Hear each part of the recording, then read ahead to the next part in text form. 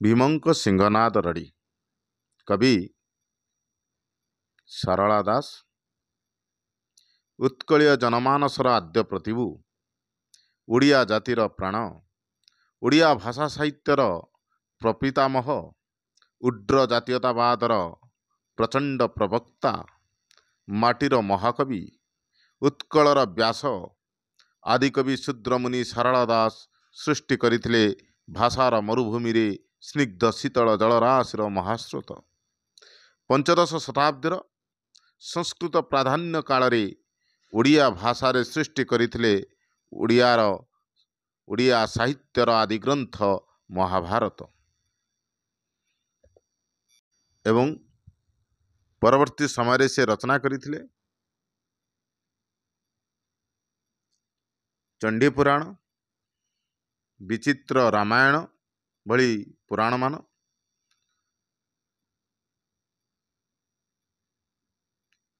ଭୀମଙ୍କ ସିଂହନାଦ ରଡ଼ି ବିଷୟଟି ସାରଳା ମହାଭାରତର ଗଦା ପର୍ବରୁ ଆସିଅଛି। ମହାଭାରତ ମହାସମରରେ ମହାମାନି ଦୁର୍ଯ୍ୟୋଧନ ତାର ଆତ୍ମୀୟ ସ୍ୱଜନକୁ ହରାଇଛି ଏବଂ ଶେଷରେ ଋଷି ଦୁର୍ବାସାଙ୍କର ଉପଦେଶ କ୍ରମେ ବ୍ୟାସ ସରୋବରରେ ଆତ୍ମଗୋପନ କରିଛନ୍ତି।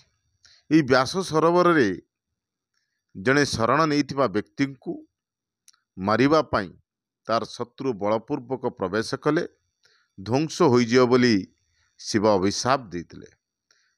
ତେଣୁ ସହଦେବଙ୍କ ମୁଖରୁ ଦୁର୍ଯ୍ୟୋଧନ ଏଭଳି ଏକ ନିରାପଦ ସ୍ଥାନରେ ବ୍ୟାସ ସରୋବର ମଧ୍ୟରେ ମା ଲକ୍ଷ୍ମୀଙ୍କ ଅଭୟ କୋଡ଼ରେ ଆଶ୍ରିତ ହୋଇଥିବା କଥା ଜାଣି ଭୀମ ଶିବଙ୍କଠାରୁ ମହାଦେବ ଶିବଙ୍କଠାରୁ ସିଂହନାଦ ପ୍ରାପ୍ତ କରିଛନ୍ତି ଏବଂ ଏହି ସିଂହନାଦ ଦ୍ୱାରା କିଭଳି ଭାବରେ ଦୁର୍ଯ୍ୟୋଧନ ବ୍ୟାସ ସରୋବରରୁ ବାହାରି ଆସିଛନ୍ତି ଏହି କଥାବସ୍ତୁକୁ ନେଇ ସୁନ୍ଦର କବିତାଟି ରଚନା କରାଯାଇଛି। ଆମେ ପଢ଼ିବା। ପ୍ରଥମେ କବିତାଟିକୁ ଆବୃତ୍ତି କରିବା ସହିତ ଏହାକୁ ବୁଝିବା। ସହଦେବ ବୋଇଲା ସ୍ୱାମୀ ଶୁଣି ମା ଜଗନ୍ନାଥ, ଈଶ୍ୱରଙ୍କୁ ସିଂହନାଦ ମାଗନ୍ତୁ ପବନର ସୁତ। ଗୋବିନ୍ଦ ବୋଇଲେ ଯେବେ ଏମନ୍ତ ଅଛି ଭୀମ, ବୁଦ୍ଧି ହରାଇ କିମ୍ପା କଲୁ ତୁ ମତି ଭ୍ରମ। ସହଦେବ ବୋଇଲା ସ୍ୱାମୀ ଶୁଣି ମା ଜଗନ୍ନାଥ, ହେ ଜଗନ୍ନାଥ, ହେ ଶ୍ରୀକୃଷ୍ଣ ଶୁଣନ୍ତୁ, ଈଶ୍ୱରଙ୍କୁ ସିଂହନାଦ ମାଗନ୍ତୁ ପବନର ସୁତ। ସହଦେବ କହୁଛି କି ପବନର ସୁତ ଭୀମସେନ ଈଶ୍ୱରଙ୍କୁ ମହାଦେବକୁ ସିଂହନାଦ ମାଗନ୍ତୁ। ଏଠି ଭୀମସେନଙ୍କୁ ପବନର ସୁତ ବୋଲି କୁହାଯାଇଛି କାରଣ ମାତା କୁନ୍ତୀ ବିଭିନ୍ନ ଦେବତାଙ୍କ ଆଶୀର୍ବାଦରୁ ତାଙ୍କର 6ଟି ଦେବତାଙ୍କ ଆଶୀର୍ବାଦରୁ 6ଟି ପୁତ୍ର ସନ୍ତାନ ପ୍ରାପ୍ତ କରିଥିଲେ। ଯେପରିକି ସୂର୍ଯ୍ୟଦେବଙ୍କ କତରୁ କର୍ଣ୍ଣ,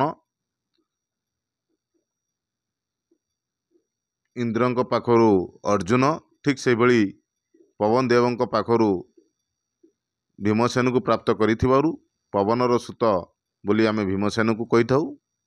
ସହଦେବ ବୋଇଲା ସ୍ୱାମୀ ଶୁଣିମା ଜଗନ୍ନାଥ, ଈଶ୍ୱରଙ୍କୁ ସିଂହନାଦ ମାଗନ୍ତୁ ପବନର ସୁତ। ତେଣୁ ସହଦେବ କହୁଛନ୍ତି, ହେ ଜଗନ୍ନାଥ, ପବନର ସୁତ ଭୀମସେନ ଈଶ୍ୱରଙ୍କୁ ସିଂହନାଦ ମାଗନ୍ତୁ। ଗୋବିନ୍ଦ ବୋଇଲେ ଯେବେ ଏମନ୍ତ ଅଛି ଭୀମ, ବୁଦ୍ଧି ହରାଇ କିମ୍ପା କଲୁ ତୁ ମତି ଭ୍ରମ। ଗୋବିନ୍ଦ ଶ୍ରୀକୃଷ୍ଣ କହୁଛନ୍ତି, ଯଦି ଏମିତି କଥା ଅଛି ତାହେଲେ ବୁଦ୍ଧି ହରାଇ ମତି ଭ୍ରମ କାହିଁକି ହେଉଥିଲୁ?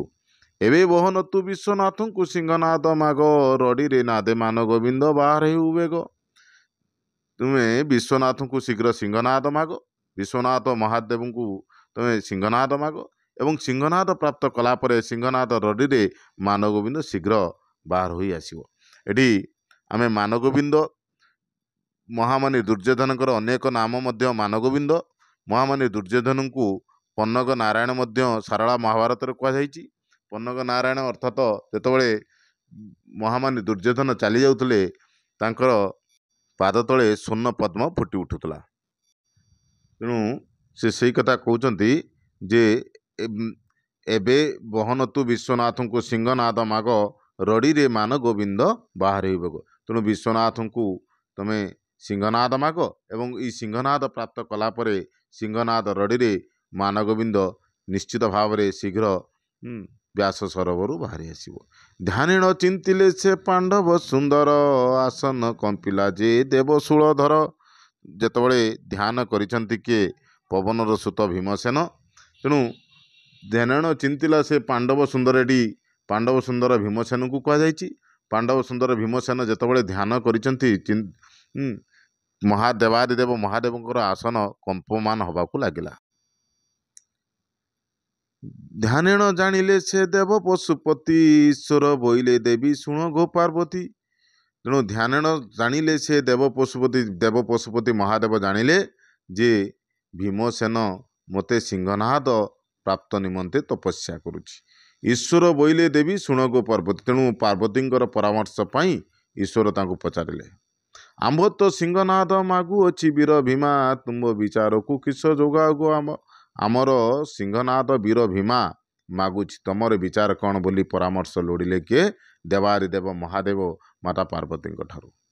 पार्वती बोइले भीमसेन आम उपकारी बेले पांडव आंभ कपिलास उद्धारी सत्यमना इच्छी देव जे त्रिपुरारी पांडव पार्वती बोइले भीमसेन आम उपकारी जे भीमसेन आमर उपकारी से आमर अनेक उपकार करिसंती से आमर कपिलास को उद्धार करिसंती आउ ता छड़ा पांडव मध्य सत्यमाना से सत्यर स्थापन निमंते सिंहनाद मागुचंती। पार्वती बोइले सिंहनाद दिय शिवहन पांडवंक हेतु तुम्बे प्रति अछ त्रिलोचन पांडव पार्वती कहले नाई सिंहनाद तांको दियो कारण तांकरी पाई तो तमे आज त्रिलोचन वर्ती अछ संकट काले तुम्भंकु उद्धारंती पुण दियछि सिंहनाद प्रसन्न बदरणेन तुमर संकट समय जेतबळे अश्लेषा नामक दैत्य कैलाश को उपाड़ी नहीं जावा पाई चेष्टा करुथला सेही समय भीमसेन अश्लेषा नामक दैत्य सहित युद्ध करी ताकू मृत्युदंड देई कैलाश को उद्धार करथिले। तेणु आमको संकट काल से आमको उद्धार करिसंती तेणु तांको सिंहनाद प्रसन्न बदरणर खुशी मनरे दियो। घन घन आसई कंपई सदानंद चिरीकुटुरु काढ़ी देले से सिंहनाद तेणु देवादिदेव महादेवंकर आसन कंपमान होबाकू लगुच सी चिरीकुटुरु सिंहनाद काढ़ी देले। सिंहनाद अर्थ महिषी सिंहरे निर्मित एक अस्त्र शिव जेतबळे भैरव रूप धारण कर सिंहनाद कले पृथ्वी प्रलय होता है।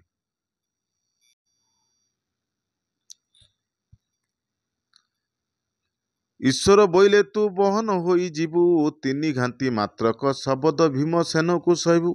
ईश्वर कहले महादेव कहले चिरीकुटरू काढ़ी सिंहनाद कहले तू बहन ही तू जीवु भीमसेन को मात्र तीनिटी शब्द सहबु तीन रु अधिक शब्द भीमसेन दे पारिबे नहीं कारण भीमसेन जेतबळे कैलाश को उद्धार करथिले से समय शिव तांको वर देइथिले जे तुमर कि वर मागुच माग से कथा कहते जे मु उपयुक्त समय आसिले मागिनेबी तेणु से समय से आसीची आ सी जेतबळे मागिछंती सिंहनाद दबाको देइछंती देवादिदेव महादेव एवं सिंहनाद कहते तू तीन गोटी मात्र शब्द सहबु। सिंहनाद आसन्ते प्रसर पवन शबदे कंपुची मृत्यु जे भुवन।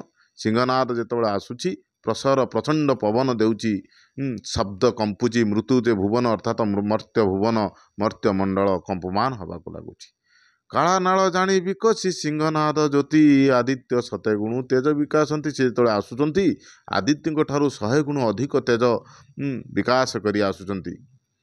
अंतरिक्षा आसी प्रवेश होइले व्यास सरोवर तीरे पांडव सुंदर धइला पांडव सुंदर भीम धइला ता करे। अंतरिक्षे आसी प्रवेश होइला व्यास सरोवर तीरे पांडव सुंदर भीम धइला ता करे। जेतबळे अंतरिक्षर आसी पहुँची केण व्यास सरोवर पांडव सुंदर भीमसेन ताकू हाथ धरी आरे आरे निशत किंपा हो मान गोविंद करे धरी पांडव ता चुंबिला सिंहनाद। आरे निशत जे सत्य स्थापनारे बाधा सृष्टि करि थाए ताकू निषेध बोली कहा जाइथाए। जे सत्यर पक्षरे न थाए ताकू निषेध बोली थाए कहा जाइथाए। जेहेतु मानगोविंद सत्यर विरोध रे थांती तेणु निषेध बोली एटी पांडव सुंदर कहिछि हे निषेध मानगोविंद आरे आरे कही तापरे सिंहनाद को चुंबन दबारे लागिछि। आक्रेषण सिंहनाद भीमसेन को गाढ़े कले वाद्य महीमंडल कंपिला। प्रथम शब्द जोर से प्राक गोटे प्रथम शब्द देले जो शब्द रे महीमंडल कले धरापृष्ठ कंपमान हवा को लागिला। नलिनी पत्र रे जेने पड़न तेण पाणी पृथ्वी दलित कंप इमेदिनी। नलिनी पत्र रे जेने पड़न तेण पाणी पृथ्वी दलित कंप इमेदिनी। जिमि नलिनी पत्र कहले पद्मपत्र रे पानी पड़िले जेमिति पानी टळमळ होइथाए ए पृथ्वी कंपमान हवा को लागिला टळमळ हवा को लागिला। संचा छाड़ी करी जे बुलाई मंदर मान गोविंद निद्रा भांजी उठी बसिला धात्रिकर। तेणु प्रथम शब्द रे मान गोविंदर निद्रा भांगी एवं आखि की बुलाई उठी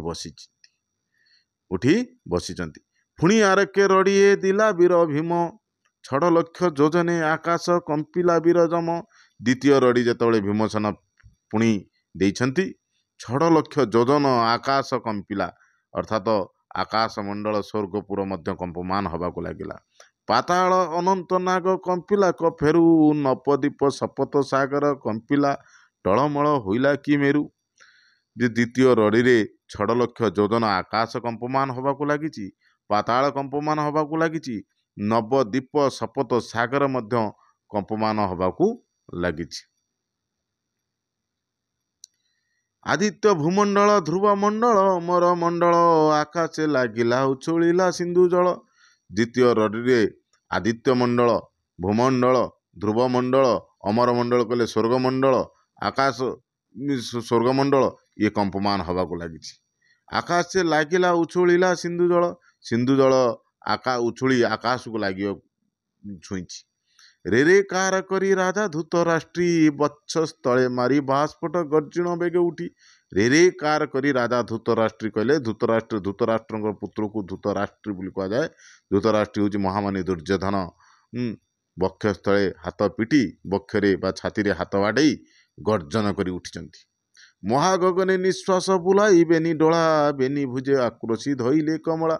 महागगने कहले महाकाश को अनाइछि दुई बेनी डोला कले दुई डोला को बुलाई जहाकू महालक्ष्मी बेनी भोजरे अर्थात दुई भोजरे चापिकी धरिचंती।